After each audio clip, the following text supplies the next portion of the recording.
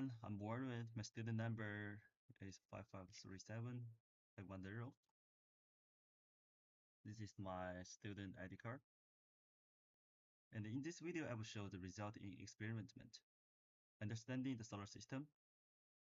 First of all, I would like to present the relevant content of Kepler law. First law tells us that all planets in solar system move along the elliptical orbits around the sun, like this.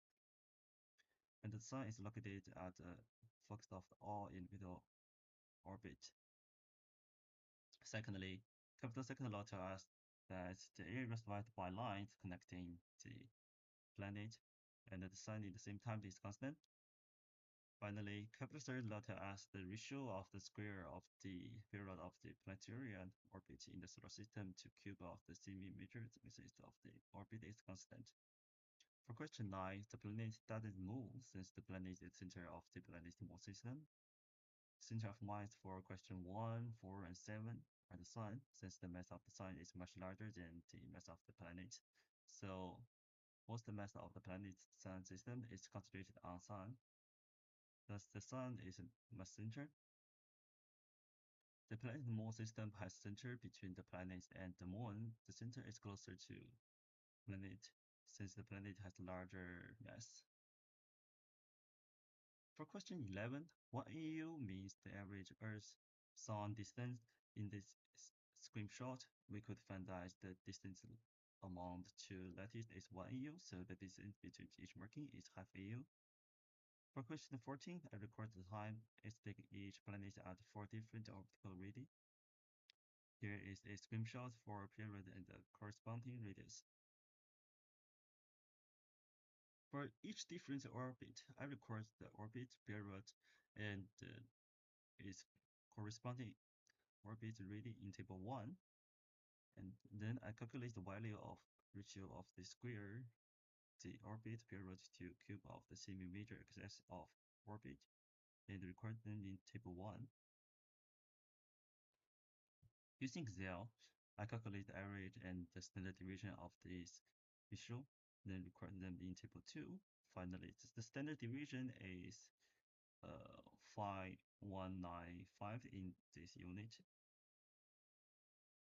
So the ratio for each orbit is constant with the input error.